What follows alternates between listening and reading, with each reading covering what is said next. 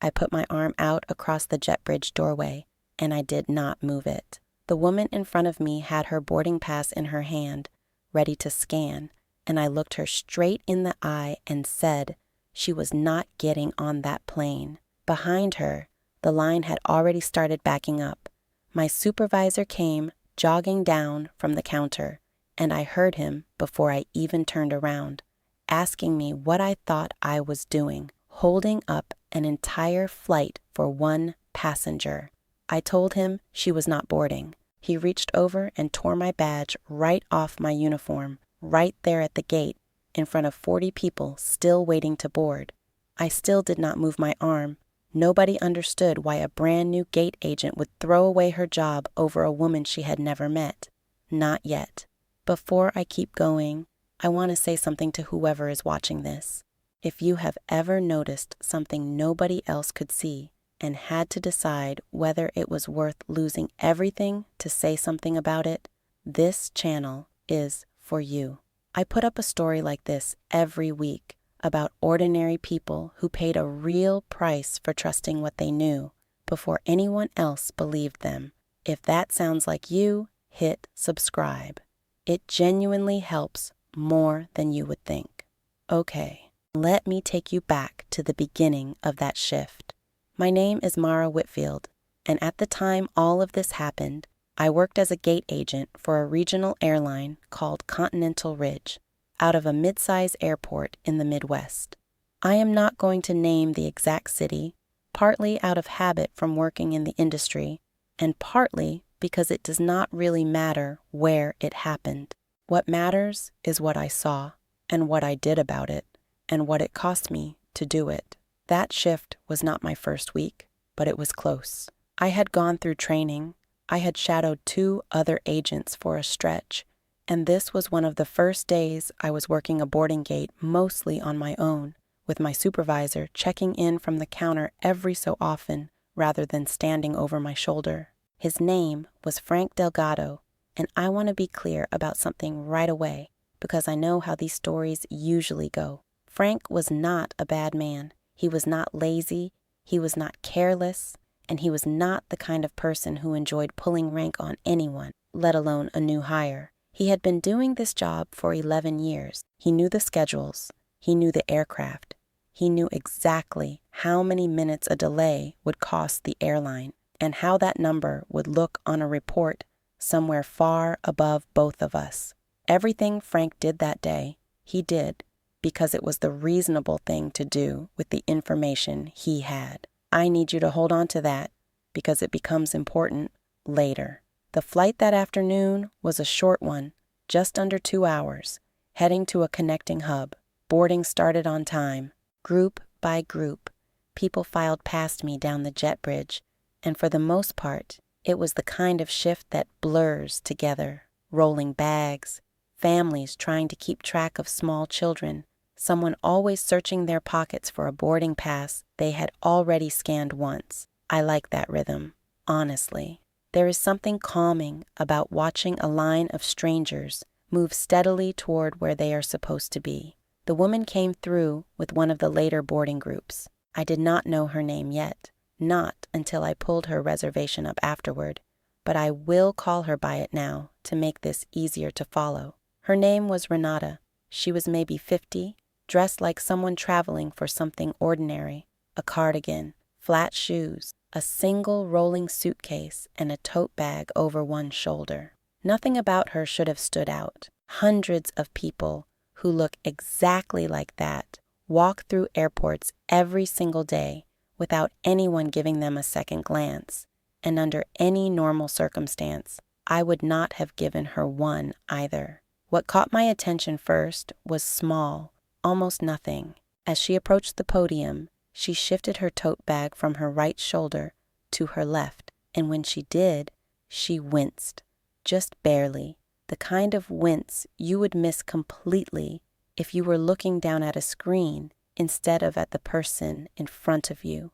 I was looking at her because I was still new enough that I had not yet learned to stop looking at people and start looking at boarding passes instead. That habit had not worn off me yet, and I am grateful now that it had not. I scanned her pass. It beeped green, no issue, no flag, nothing on my screen that would have given any system a reason to stop her. She thanked me, quiet, polite, and started toward the jet bridge. That should have been the end of it. 99 agents out of 100 would have already turned to the next passenger in line. I did too, for a second. And then something pulled my eyes back to her as she walked away from the podium toward the door. It was her leg, her right leg, more specifically the calf, visible below the hem of her slacks where the fabric rode up slightly with each step. It was not that anything was outwardly obvious, no bruising, no bandage, nothing that would show up in a photograph. It was the shape of it and the way she was walking on it. Her right calf looked fuller than her left, swollen in a way that did not match the rest of her frame, and she was favoring that leg just enough that her stride had a small, uneven catch to it, like she was avoiding pressing down too hard through her heel. Most people would never have noticed. I only noticed because my aunt had gone through something almost identical 2 years earlier, and I had sat with her in a hospital room while a doctor explained, slowly and seriously, what a blood clot in the leg can do if a person keeps moving around on it, keeps sitting for hours with their leg bent, keeps ignoring it, because it does not feel like an emergency until suddenly it very much is one. I was not a nurse. I was not a doctor. I had no test I could run, no way to prove anything I was thinking. All I had was a memory of a hospital room and a woman walking away from me toward a plane with a leg that looked exactly like the one my aunt had described to me. Before anyone knew what was wrong with her, I told myself I was probably wrong. I told myself plenty of people have swollen ankles after a long car ride to the airport. Plenty of people walk a little funny in shoes that do not fit quite right, and it was not my job to diagnose passengers based on the way they carried their tote bag. I almost let it go.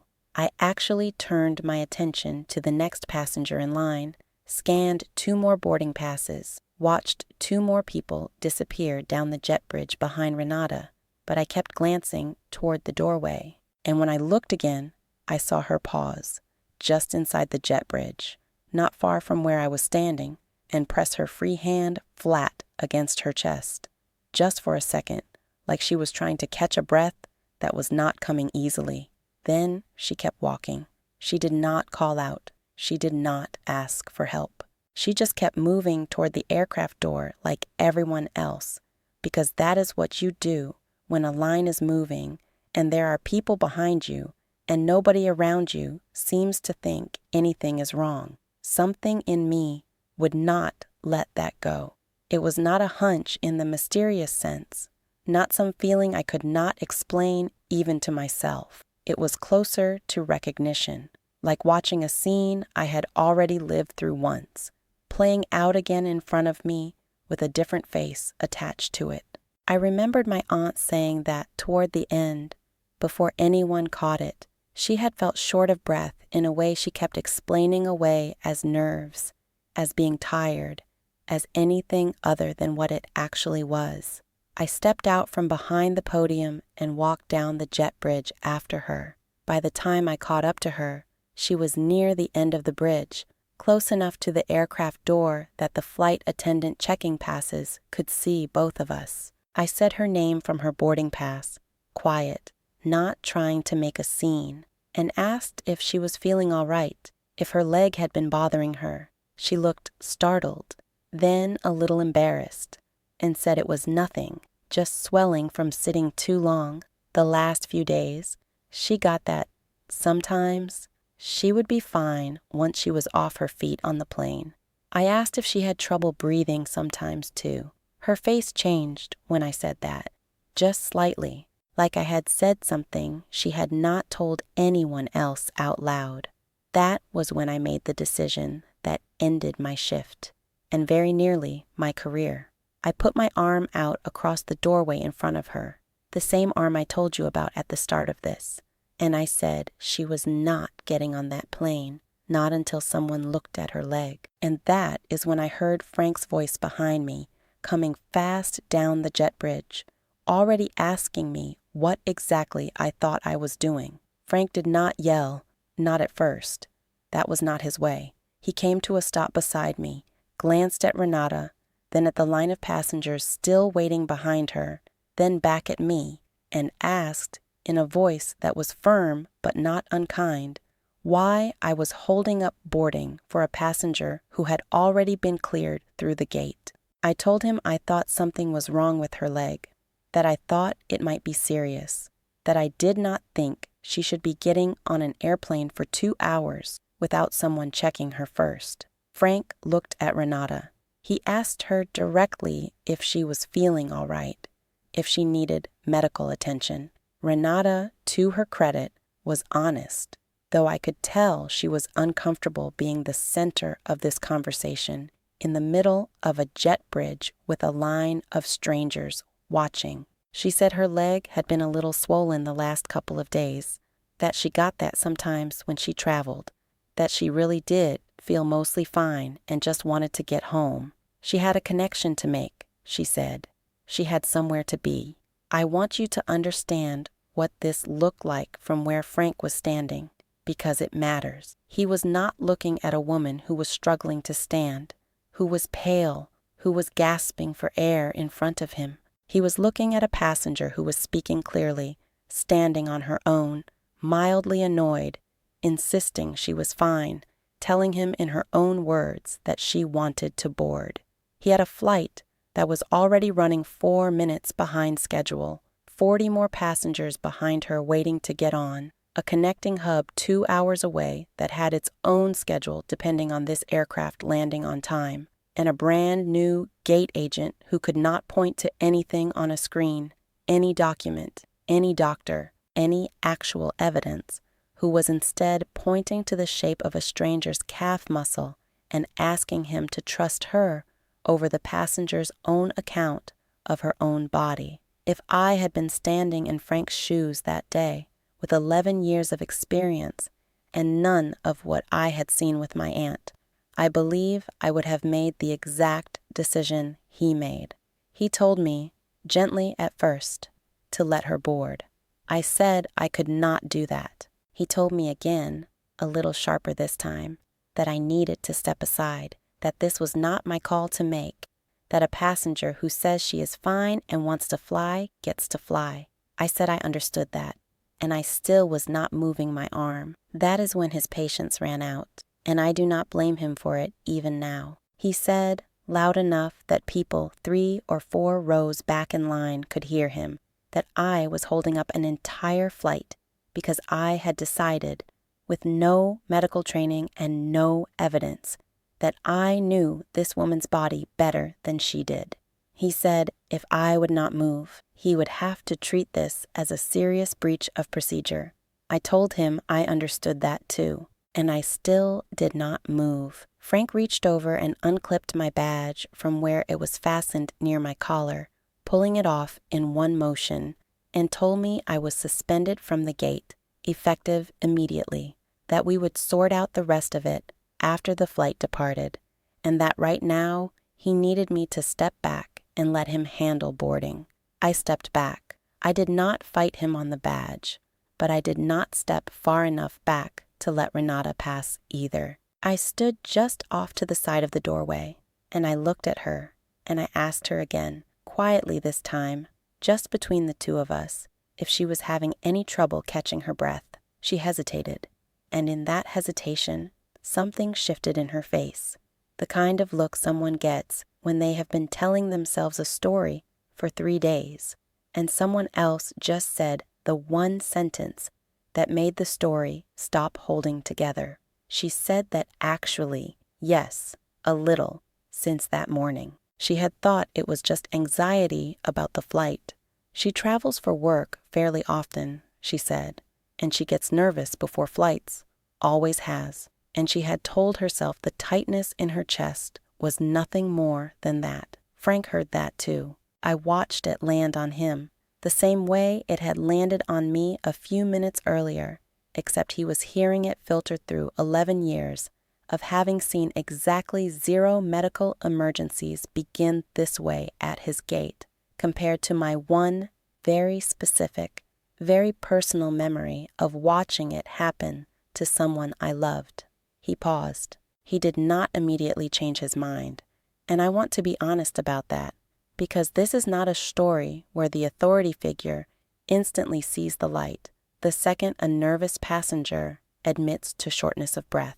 Plenty of anxious travelers feel exactly that way and board their flights perfectly fine every single day. He asked her a few more questions when the swelling started, whether she had been sitting for long stretches recently, whether she had any history of clotting issues. She said she had driven 9 hours to get to the airport 2 days earlier for a family visit, sitting mostly still the entire way, and now she thought about it. Her leg really had started bothering her sometime during that drive, though she had not connected it to anything.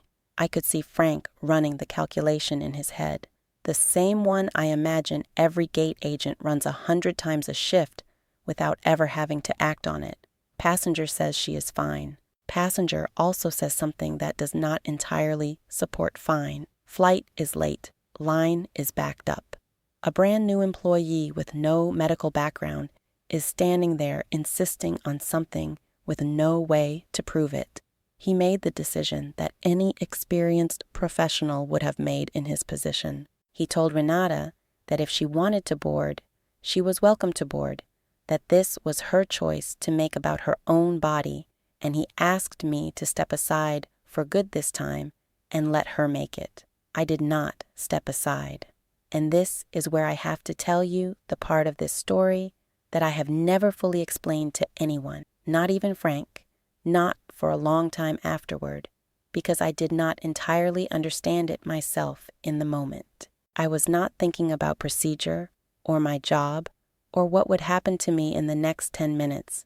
I was thinking about a hallway outside a hospital room and a nurse explaining, calm and careful, that clots like this can break loose without warning, that a plane cabin with its lower pressure and hours of sitting still is about the worst possible environment for someone in Renata's situation, and that the difference between catching it and not catching it in time is not always dramatic, right up until it very suddenly is. I said to both of them that I was not trying to control what Renata did with her life, and I was not trying to make Frank's job harder. I said I just needed 30 minutes. I asked for paramedics to check her before that door closed, and I said if they cleared her, I would apologize to both of them and hand in my badge without another word of argument. If you have ever been the only person in a room who believes something everyone else around you had already decided was not worth stopping for, I want to hear about it in the comments below, because I think there are more of us than people realize, and most of us never talk about it afterward.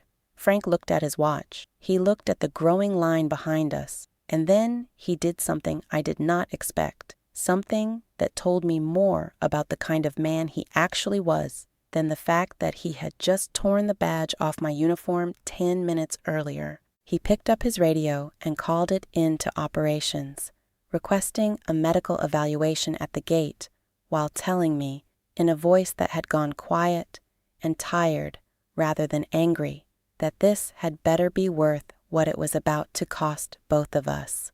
Word came back through the radio that paramedics were already on the concourse, responding to something else on the far side of the terminal, and could redirect to our gate within a few minutes. A few minutes does not sound like much when you say it out loud, but standing there in that jet bridge, watching the boarding line stretch back through the gate area, feeling every eye from every seated passenger in the waiting area land on the three of us, a few minutes felt like standing in wet cement. Renata did not fight the delay. Once she said out loud that her chest had felt tight since that morning. Something in her seemed to deflate a little, like she had been holding a held breath of her own for 3 days and finally let some of it out. She sat down on one of the fold-out jump seats near the aircraft door, and I crouched down near her, not touching her, just staying close, asking her simple things to keep her talking, where she had been visiting, whether anyone was waiting for her at the connecting airport. She told me her daughter was supposed to pick her up at the hub, that she had a granddaughter's birthday dinner to get to that evening, and that was the whole reason she had been so insistent about not missing this flight in the first place. It was not stubbornness. It was a woman trying to get home to a birthday dinner, doing what any reasonable person does when they feel slightly off and have somewhere important to be, which is push through it and hope it passes. Frank, meanwhile, was doing the math that his job required him to do, and I watched him do it honestly rather than defensively. He got on the radio again to check on the connecting hub, to see what kind of flexibility existed if this flight ended up delayed by 15 or 20 minutes, and what the actual cost would be, in dollars and in downstream disruption, if he let this play out fully instead of shutting it down and boarding the aircraft on schedule. I did not hear all of what was said on the other end, but I heard enough to know that somewhere above both of us, someone was already unhappy about the delay, and that unhappiness was going to land on Frank regardless of how any of this ended.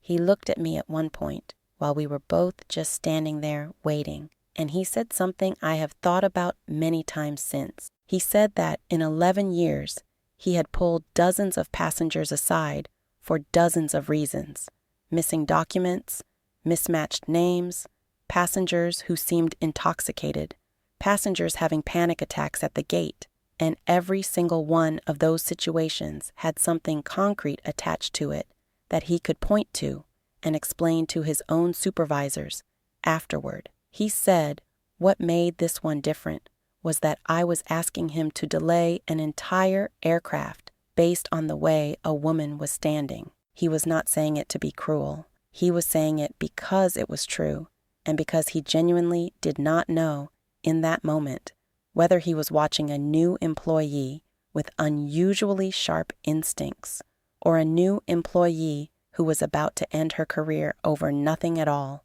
and he had no way to tell the difference yet. Neither did I, if I am honest. I believed what I believed. I did not have proof. I would not have proof for another several minutes. The paramedics arrived faster than I expected, 2 of them, moving quickly but not frantically, the kind of pace that told me this was routine for them, even if it did not feel routine to any of us standing in that jet bridge. They asked Renata a series of questions I had asked in a clumsier form only minutes earlier, and then one of them knelt down and rolled up the leg of her slacks to get a proper look at her calf. I watched his face while he did it, because I had spent the last 10 minutes watching every face around me for some sign of confirmation, and his expression did not tell me anything. Paramedics are trained not to let their faces tell you anything. He asked her to point to exactly where it hurt, if it hurt at all, and she said it was not so much pain as tightness, a kind of pulling feeling behind her knee that had been getting worse since that morning. He pressed gently along her calf, and I saw her flinch, not dramatically, just a small, involuntary tightening around her eyes. He asked how long the swelling had been present, and she repeated what she had told Frank, the long drive 2 days earlier, hours sitting still in a car, a leg she had barely thought about since, except to notice it looked a little puffier than usual in the mornings. The second paramedic had already pulled out a small handheld device, and he wrapped something around her upper leg that I did not fully understand the function of at the time, watching a small screen while the first one continued asking questions. I stood off to the side with Frank, both of us quiet now, both of us watching 2 strangers in uniforms do in a few minutes what neither of us had the training to do ourselves.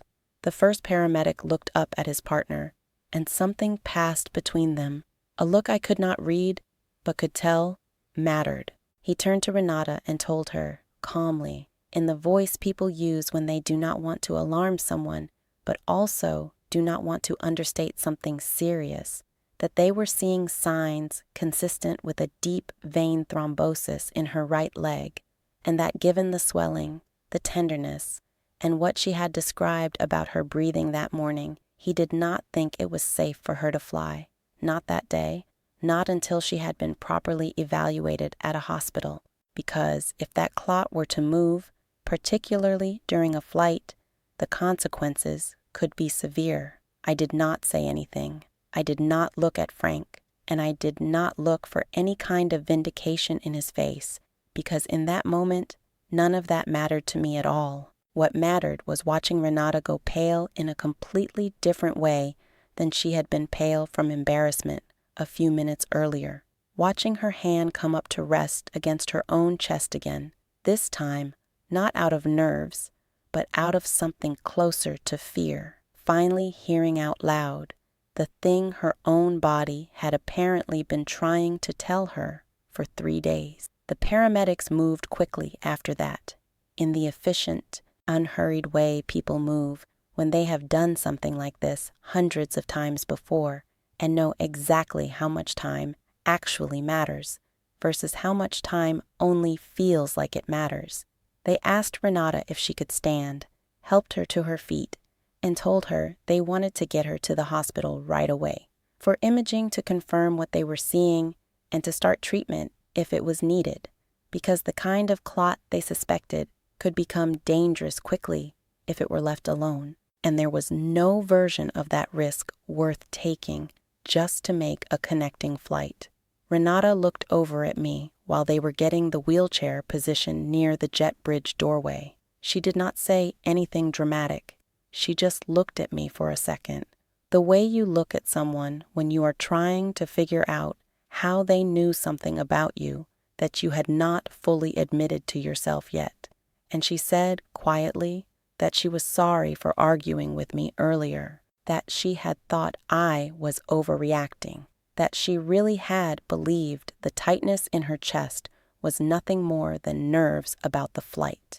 I told her she did not need to apologize for anything. I told her most people would have thought exactly what she thought, because most people are taught to push through small discomforts rather than stop everything for them, and there was nothing wrong with her for thinking that way. She squeezed my hand once before they wheeled her off down the jet bridge toward the terminal, toward an ambulance that was already being called to meet her at the curb. Frank watched them go, and for a moment neither of us said anything. The line of passengers behind us, the ones who had been waiting through all of this with varying degrees of patience and irritation, were still standing there, and somewhere behind me I could hear murmuring, people asking each other what had just happened, whether the flight was still leaving, whether they should be worried about something themselves. Frank turned to face the line and, in the calm, practiced voice of someone who has delivered 100 small announcements at gates over the years, apologized for the delay, explained that a passenger had needed medical attention, assured everyone the flight would be boarding again shortly, and asked for their patience. It was the kind of announcement that airline staff make constantly, smooth and reassuring and mostly forgettable, except that this time I was standing right next to him, still holding the torn edge of my uniform, where my badge had been a few minutes earlier.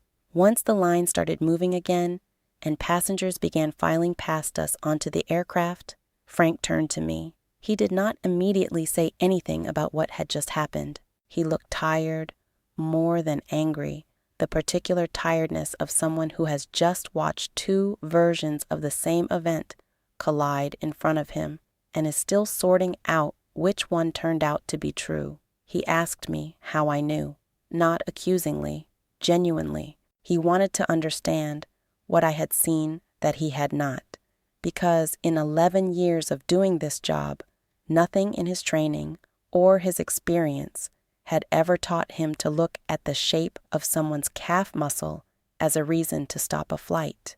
I told him about my aunt. I told him about the 2 years earlier hospital room, about the doctor's explanation of how clots form and how dangerous they can become when a person keeps moving around on one without knowing it is there. About the way my aunt had described feeling short of breath in the days before anyone caught what was actually happening to her. I told him I was not trying to be a hero, and I was not trying to prove him wrong about anything. I told him I just could not make myself unsee what I had seen, once I had seen it, and I would rather have lost my job over being wrong than lived with wondering what would have happened to Renata if I had said nothing. Frank was quiet for a long moment. Then he told me something that I did not expect, and that I have thought about many times since. He said that in his 11 years at that gate, he had trained himself, the way most experienced agents eventually do, to stop looking too closely at people, because looking too closely slows everything down, and the job runs on speed and schedules and boarding passes that either scan green or do not. He said somewhere along the way, he had traded a certain kind of attention for a certain kind of efficiency, and he was not sure, standing there, whether that trade had been entirely worth it. He was not saying this to excuse what he had done to me. He was saying it because he seemed to genuinely be reconsidering something about the way he did his job, right there in front of me, in real time. He handed my badge back to me, but he was careful to say that this did not erase the fact that I had refused a direct order in front of 40 passengers, and that regardless of how it turned out, there was still a process that had to be followed, a report that had to be filed, and a decision that was not entirely his to make about whether I would keep my position. He said he would write in that report exactly what had happened, including the outcome, but he could not promise me what would come of it once it reached people above him who had not been standing on that jet bridge and would only ever see the words on a page. The rest of that shift passed strangely. I finished boarding the flight with him, scanning passes, closing the door, watching the aircraft push back from the gate roughly 22 minutes behind schedule, all while feeling like I was moving through the motions of a normal day that had stopped being normal about 40 minutes earlier. Passengers who had watched the whole thing unfold gave me looks on their way past, some curious, a few visibly annoyed about the delay. One older man who paused just long enough to say, quietly, that he hoped the woman was going to be all right, and that he was glad someone had said something. I did not know how to respond to that, so I just thanked him and kept scanning passes. I did not hear anything else about Renata that day. I went home not knowing whether the paramedics' suspicion had been confirmed, not knowing whether I had just ended my career over a woman who turned out to be perfectly fine after all, not knowing anything except that I did not regret what I had done, regardless of how it turned out. I want to be honest about that part, because I think it matters. In the moment I made that decision, I did not have proof. I only had a memory and a feeling I could not fully explain even to myself, and a willingness to be wrong in the most public way possible if it meant Renata got looked at by someone who actually knew what they were doing. 2 days later, I was called into the small back office behind the gate counter, the kind of room airline employees know well and dread walking into, with a folding table, bad fluorescent lighting, and a regional manager named Dolores Ibarra sitting across from a stack of paperwork that I assumed had my name attached to most of it. Frank was there too, sitting off to one side rather than behind the table, which I noticed and appreciated because it told me he was not there to build a case against me. Dolores asked me to walk her through exactly what had happened, in my own words, from the moment Renata approached the podium to the moment the paramedics took her away. I told her everything, including the parts where I had no real evidence, no documentation, nothing beyond an observation and a memory that convinced me something was wrong. Dolores listened without interrupting, taking notes on a legal pad in handwriting I could not read from where I sat. When I finished, she set her pen down and asked me a question that surprised me, because it was not the question I expected from someone in her position. She asked whether I had known, at the moment I put my arm across that doorway, that I might be ending my employment with the airline. I told her yes, I had known that, and I had done it anyway, because I did not see another option that let me live with myself afterward. She nodded slowly and wrote something else down, and then she told me the reason we were all sitting in that office was not, as I had assumed, to formally terminate me. It was because corporate had already received a call that morning, before I had even walked in, from Renata herself. Renata had been admitted to the hospital the evening of the flight. The imaging the paramedics had recommended confirmed exactly what they suspected at the gate: a deep vein thrombosis in her right leg, and further scans showed that a small piece of it had already begun to break away, moving toward her lungs in the earliest stages of becoming a pulmonary embolism. The exact complication my aunt's doctor had once explained to me in that hospital hallway 2 years earlier. The doctors treating her told her, in plain terms, that had she boarded that flight and remained seated for 2 hours at altitude, the pressure changes and prolonged immobility could have caused that clot to move much faster and much more dangerously than it already had on the ground, and that the outcome in the air, without immediate medical intervention available, could have been fatal. She had been placed on blood thinners immediately and was expected to make a full recovery, but only because the clot had been caught and treated before she was airborne, not after. Renata had called the airline directly, not to complain, but to ask how she could find out the name of the gate agent who had stopped her from boarding. She wanted them to know what had happened, and she wanted to make sure that whatever consequences I might be facing for the scene at the gate, someone above Frank and above the standard chain of complaint forms understood exactly what those consequences had prevented. I did not know what to say when Dolores told me this. I remember sitting very still in that folding chair, feeling the kind of quiet that comes after a long stretch of not knowing, finally settling into something solid. Frank, sitting off to the side, exhaled in a way that told me he had been holding some version of that same tension since the moment he tore my badge off 2 days earlier. He had told me, in the jet bridge, that he did not know whether he was watching Sharp Instincts or the end of a very short career. Now he knew. I could see it settle into his face. Not embarrassment exactly, more like the particular relief of a person who made the most reasonable decision available to him and still turned out, through no fault of his own reasoning, to have been wrong about the specifics, and was grateful the cost of that had landed somewhere survivable.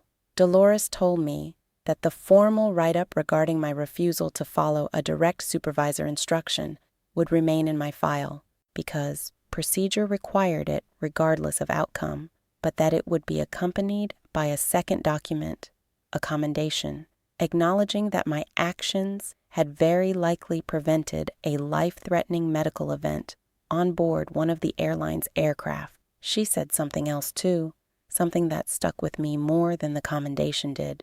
She said the airline was not going to pretend that what I did was something they could train new hires to replicate, because most of the time, a new gate agent refusing to let a paying passenger board over an unconfirmed hunch would be exactly the kind of decision that gets someone fired and possibly gets the airline sued.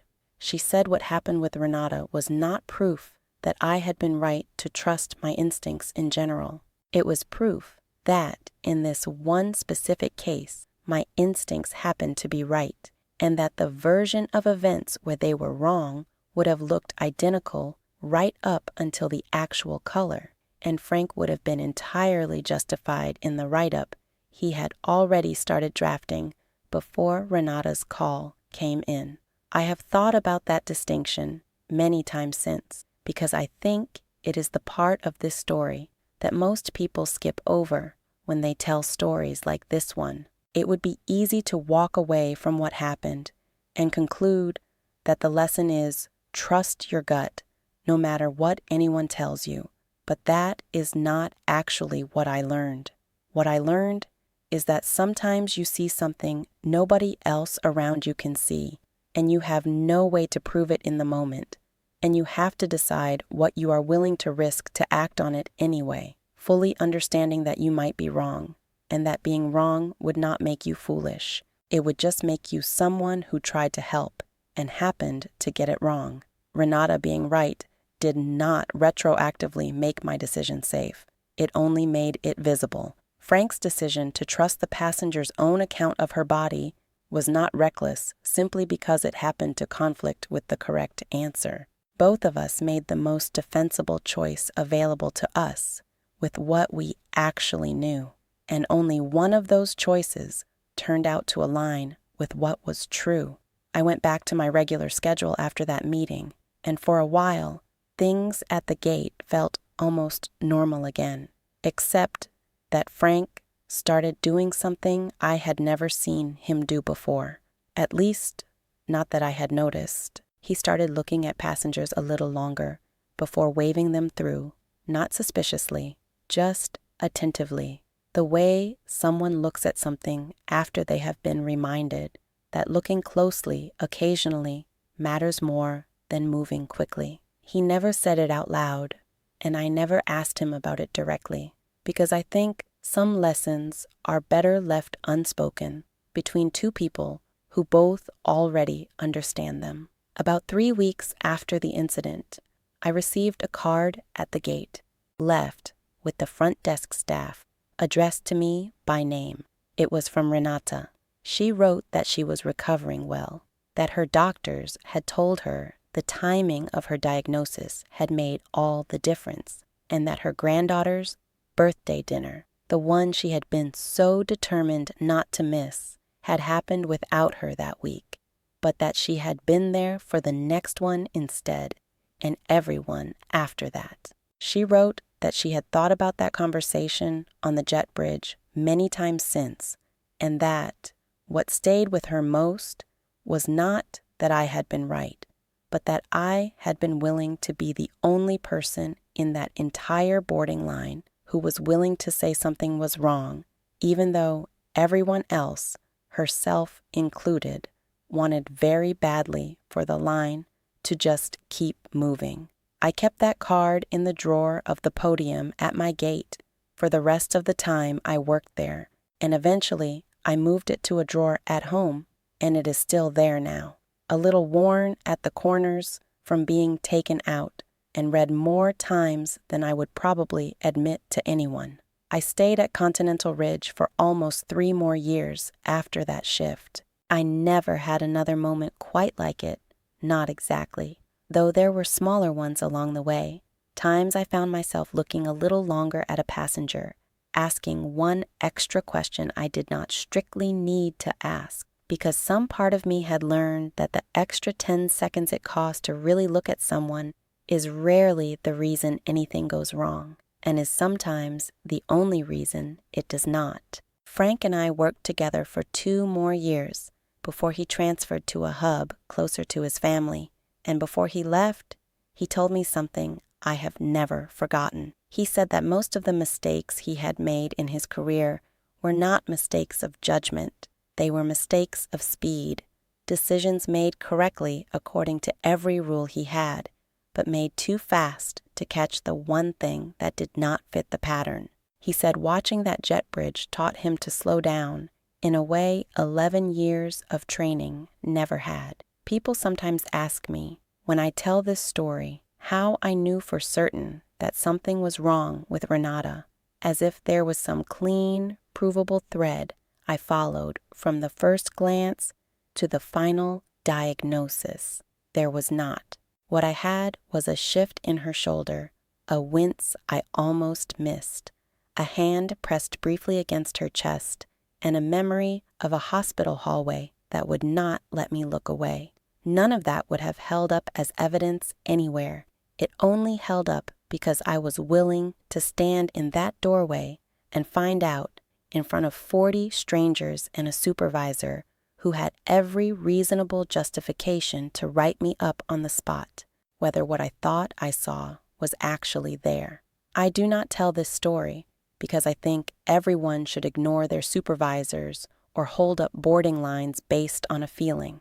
I tell it because I think most of us walk past 100 small signals a day that we talk ourselves out of because acting on them is inconvenient or embarrassing or costly, and because the line behind us is already backing up and everyone just wants to keep moving. I was not brave that day, so much as I was unwilling to live with the alternative. Renata got to go to her granddaughter's next birthday dinner, and the one after that, because a line of 40 impatient passengers had to wait an extra 22 minutes at a gate in the Midwest, and because one supervisor was willing to make a phone call he did not have to make, and because I could not talk myself out of what I had seen in the shape of a stranger's leg. If there is something in your life right now that you have noticed and have not said anything about because you cannot fully explain why it bothers you, I would rather you tell someone and be wrong than stay quiet and find out later that you were not.